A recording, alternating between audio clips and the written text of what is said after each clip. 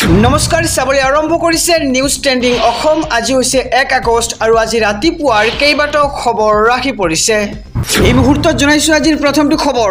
আজি হৈছে 1 আগষ্ট আৰু আজিৰ দিনটোতেই কেইবাটাও খবৰ আহি পৰিছে ৰাজ্যবাসীৰ বাবে প্ৰথমটো খবৰ জনাইছো বিদ্যালয়সমূহকলৈ আহি গল নতুন নিৰ্দেশনা 1 আগষ্টৰ পৰা অৰ্থাৎ আজিৰ পৰা পুনৰ আৰম্ভ হৈছে বিদ্যালয়ৰ পাঠদান অনুষ্ঠান উৎকট গৰমৰ বাবে ৰাজ্যত হলনি হব পাঠদানৰ সময়সূচী গুৱাহাটীৰ সকলো শিক্ষানুষ্ঠানত প্ৰযোজ্য হ'ব এই নতুন নিৰ্দেশনা জনাইছো খবৰ আজি হৈছে 1 আগষ্ট আৰু আজিৰ দিনটোতে কিন্তু হলনি হব বিদ্যালয়ৰ পাঠদান পুৱা 7:30 পৰা সকলো শ্ৰেণীতেই আৰম্ভ হ'ব পাঠদান ছুটিৰ ক্ষেত্ৰত শ্ৰেণী অনুসৰি থাকিব তাৰতম্য নিম্ন প্ৰাথমিক বিদ্যালয়ৰ ছুটিৰ সময় হৈছে পুৱা 11:30 লগতে উচ্চ মাধ্যমিক প্ৰাথমিকৰ ছুটিৰ সময় হৈছে 12 বজা আৰু মাধ্যমিক পৰ্যায়ৰ শিক্ষানুষ্ঠানত পাঠদান চলিব দুপৰীয়া 1 বজালৈকে কামৰূপ মেট্ৰৰ ISDO দীপিকা চৌধুৰীৰ নিৰ্দেশনা জাৰি এই মুহূৰ্তত জনাইছো আজিৰ দ্বিতীয় নম্বৰ খবৰটো কেইদিনমান পূৰ্বে মিয়া ছাত্ৰ পৰিষদৰ এজন সদস্যই মন্তব্য কৰিছিল যদিহে 35 লাখ বড়োৱে বড়োলেণ্ড দাবী কৰিব পাৰে তেন্তে 1,40 লাখ মিয়াই কিয় মিয়ালেণ্ড দাবী কৰিব নোৱাৰে আৰু এই সন্দৰ্ভত ৰাজ্যৰ মুখ্যমন্ত্ৰী ডক্টৰ হিমন্ত বিশ্ব শৰ্মাই কৰিছে প্ৰথমটো প্ৰক্ৰিয়া জনাইছো খবৰ নিউজ ট্ৰেন্ডিং অসমৰ সমূহ দৰ্শকক মিয়ালেণ্ড হোৱাত আমাৰ কোনো আপত্তি নাই মিয়াই যদি মিয়ালেণ্ড বিচাৰে তেন্তে মিয়ালেণ্ড নিশ্চয় হ'ব কিন্তু অসমত নহয় মিয়ালেণ্ড মুখ্যমন্ত্ৰী ডক্টৰ হিমন্ত বিশ্ব শৰ্মাই এক বিস্ফোৰক মন্তব্য কৰিছে অসমৰ পৰিৱৰ্তে মিয়ালেণ্ড হ'ব এবাৰ বাংলাদেশত যদি বাংলাদেশ ভৰি যায় তেন্তে আফগানিস্তানত কৰা হ'ব মিয়ালেণ্ডৰ বাবে ব্যৱস্থা আৰু শেহতীয়াকৈ একাংশই ৰাজ্যত উত্থাপন কৰিছিল মিয়ালেণ্ডৰ দাবী আৰু এই দাবী ৰাজ্যত ব্যাপক চৰ্চা হৈছিল আৰু মিয়ালেণ্ডক লৈ কেবিনেট বৈঠকৰ অন্তত ৰাজ্যৰ মুখ্যমন্ত্ৰী ডক্টৰ হিমন্ত বিশ্ব শৰ্মাৰ এক প্ৰতিক্ৰিয়া দেখিবলৈ পোৱা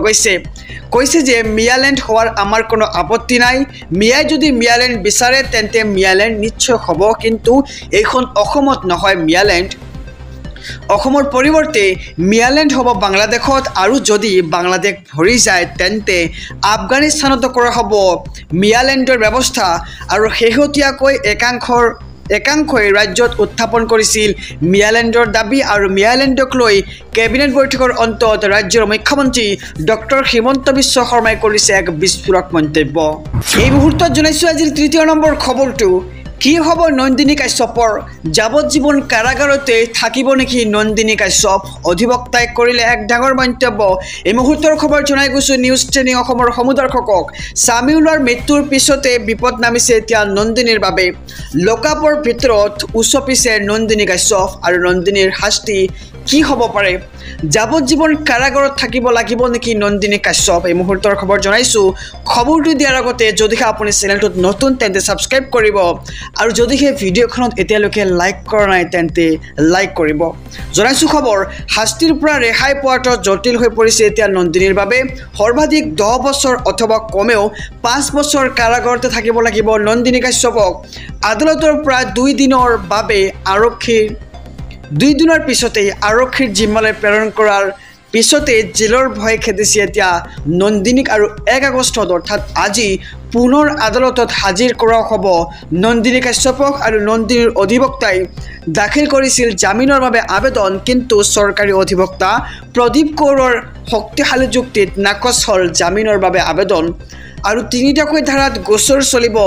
নন্দিনীৰ বিৰুদ্ধে 630/25 নম্বৰৰ অধীনত লগতে 115/125 281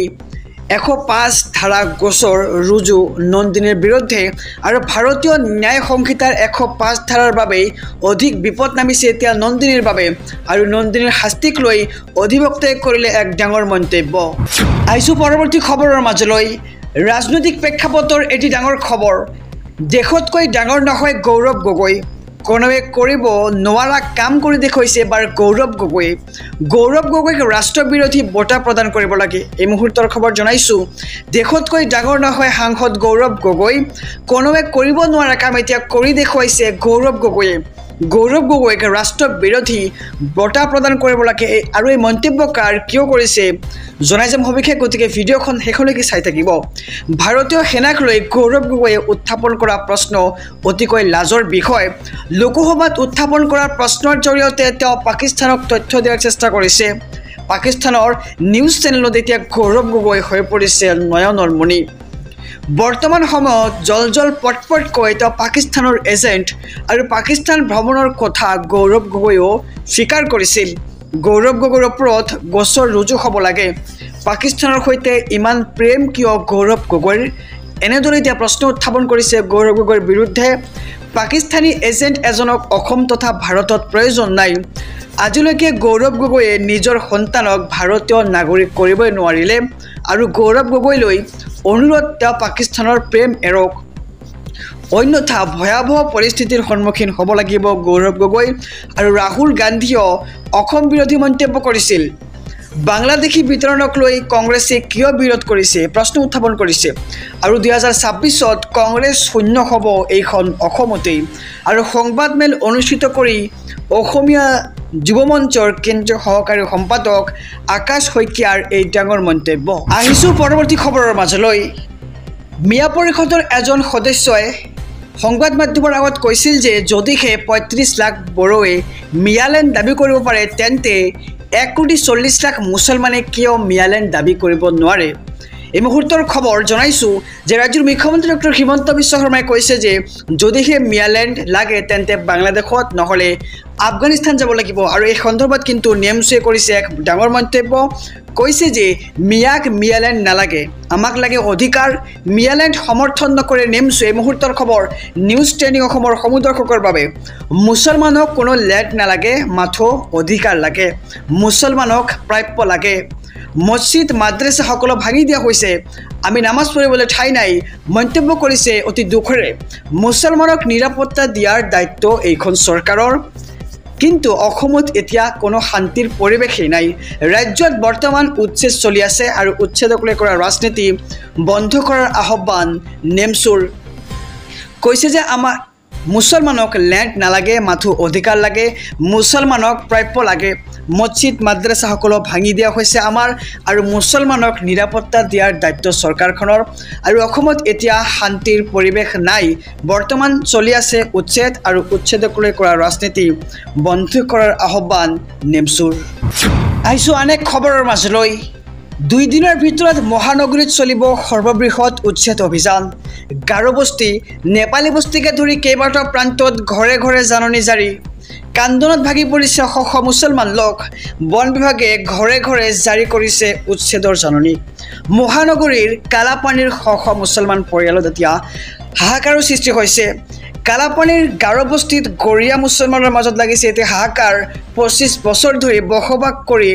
বসবাস কৰা বিশেষ সম্প্ৰদায়ৰ লোকক জাৰি কৰা হ'ল জাননী আৰু মামাই ৰক্ষা নকৰিলে আমাক কোনে ৰক্ষা কৰিব এই মন্তব্য উচ্ছেদিত পৰিয়ালৰ অৰ্থাৎ যিসকলক জাৰি কৰা হৈছে জাননী আৰু মুখ্যমন্ত্ৰীলৈ কাটৰ অনুৰোধ শ মুছলমানৰ 2 দিনৰ ভিতৰতে মহানগৰীত চলিব সৰ্ববৃহৎ উচ্ছেদ অভিযান গাৰো বস্তি নেপালী বস্তিকে ধৰি কেইবাটাও প্ৰান্তত ঘৰে ঘৰে জাৰি কৰা হৈছে জাননী আৰু জাননী জাৰি কৰাৰ পিছতে কান্দনত ভাগি পৰিছে শ মুছলমান লোক আহিছোঁ অন্য এক খবৰৰ মাজলৈ উচ্ছেদৰ মাজতেই হাজাৰ হাজাৰ মুছলমানে দেখুৱাইছে শক্তি যিমানেই উচ্ছেদ চলিব সিমানেই অধিক ভয়ংকৰ হ'ব প্ৰতিবাদ উচ্ছেদ বন্ধ নকৰা পৰ্যন্ত প্ৰতিবাদো বন্ধ নকৰাৰ হুংকাৰ আমছুৰ নেতৃত্বত ওলাই আহিছে হাজাৰ হাজাৰ সংখ্যালঘু লোক আৰু সভাৰ মাজত লাইট বন্ধ কৰি মোবাইলৰ ফ্লাছ জ্বলাই সাব্যস্ত কৰিছে বিশাল প্ৰতিবাদ বাক্সাৰ চলিকান্দা ঈদগাহ ময়দানত আছিল আমছুৰ শপত গ্ৰহণ অনুষ্ঠান আৰু শপত গ্ৰহণ অনুষ্ঠানতেই আমছুৱে সাব্যস্ত কৰিছে তীব্ৰ প্ৰতিবাদ নিশা আমছুৰ নেতৃত্বত হাজাৰ হাজাৰ মুছলমানে সাব্যস্ত কৰিছে প্ৰতিবাদ এই মুহূৰ্তৰ খবৰ জনাই গৈছোঁ যেতিয়ালৈকে বন্ধ নহ'ব উচ্ছেদ তেতিয়ালৈকে আমছুৰ প্ৰতিবাদ চলিয়ে থাকিব আৰু এক প্ৰকাৰ অমানৱীয় উচ্ছেদ বন্ধ কৰাৰ দাবীত তেওঁলোকে প্ৰতিবাদ সাব্যস্ত কৰিছে চৰকাৰক আহ্বান জনাইছে যে প্ৰথমে সংখ্যালঘু মুছলমানসকলক সংস্থাপন দিয়ক তাৰ পিছত উচ্ছেদ কৰক নহ'লে কিন্তু আমি প্ৰতিবাদ সাব্যস্ত কৰিয়ে থাকিম আহিছোঁ আজিৰ শেষৰ খবৰটোৰ মাজলৈ ই ৰিক্সা চালক লৈ আহি গ'ল নতুন নিৰ্দেশনা 12টা ডাঙৰ নিৰ্দেশনা নিয়ম নামানিলে ভৰিব লাগিব জৰিমনা। এই মুহূৰ্তৰ খবৰ নিউজ ট্ৰেণ্ডিং অসমৰ সমুদৰ্শকৰ বাবে ই ৰিক্সা চালকসকলে আহি গ'ল 12টা ডাঙৰ নিৰ্দেশনা নিয়ম নামানিলে ভৰিব লাগিব জৰিমনা। 1 নম্বৰ, সকলো ই ৰিক্সা চালকে পৌৰসভাই যোগান ধৰা নম্বৰ প্লেট লগাব লাগিব। 2 নম্বৰ, নগাঁও পৌৰসভা এলেকাত পৌৰসভাৰ দ্বাৰা অনুমোদিত ই ৰিক্সাৰ বাহিৰে অন্য ই ৰিক্সা চলাচল নিষেধ। 3 নম্বৰ, পুৱা 5 বজাৰ পৰা নিশা 9 বজালৈকে চলাব পাৰিব ই ৰিক্সা। 4 নম্বৰ, প্ৰতিখন ই ৰিক্সাৰ সোঁফালে গ্ৰিলেৰে বন্ধ কৰা হ'ব লাগিব আৰু ব্ৰেক হৰ্ণ লুকিং গ্লাছ থাকিব লাগিব। 5 নম্বৰ, ই ৰিক্সাসমূহৰ আগফালে আৰু পিছফালে হালধীয়া ৰিফ্লেক্টৰ টেপ লগা থাকিব লাগিব। 6 নম্বৰ, ই ৰিক্সা চালকে নিচাজাতীয় দ্ৰব্য সেৱন কৰি ই ৰিক্সা চলাব নোৱাৰিব, অন্যথা বাতিল হ'ব অনুজ্ঞাপত্ৰ। 7 নম্বৰ, চালকৰ বাহিৰে চালকৰ আসনত অন্য যাত্ৰী বহিব নোৱাৰিব আৰু মুঠ 5জন যাত্ৰীহে কঢ়িয়াব পাৰিব এখন ই ৰিক্সাত। 8 নম্বৰ, চালকে অনুজ্ঞাপত্ৰ সকলো সময়তে লগত ৰাখিব লাগিব, অন্যথা 500 টকা জৰিমনা ভৰিব লাগিব ই ৰিক্সাৰ চালকে। খবৰটো জনাই গৈছোঁ। 9 নম্বৰ, নিৰিখমতে ভাড়া হ'ব লাগিব। প্ৰথম কিলোমিটাৰ 10 টকা আৰু তাৰ পিছত কিলোমিটাৰত 5 টকা ল'ব পাৰিব। 10 নম্বৰ, তিনিআলি আৰু চাৰিআলিৰ 10 মিটাৰৰ ভিতৰত ই ৰিক্সাই যাত্ৰী উঠা নমা কৰিব নোৱাৰিব। 11 নম্বৰ, যাত্ৰী উঠা নমা কৰিবলৈ ষ্টেচনত 1 মিটাৰতকৈ বেছি সময় ৰ'ব নোৱাৰিব। 12 নম্বৰ, ই ৰিক্সাৰ বাবে চহৰত কোনো নিৰ্দিষ্ট পাৰ্কিং স্থান নাথাকিব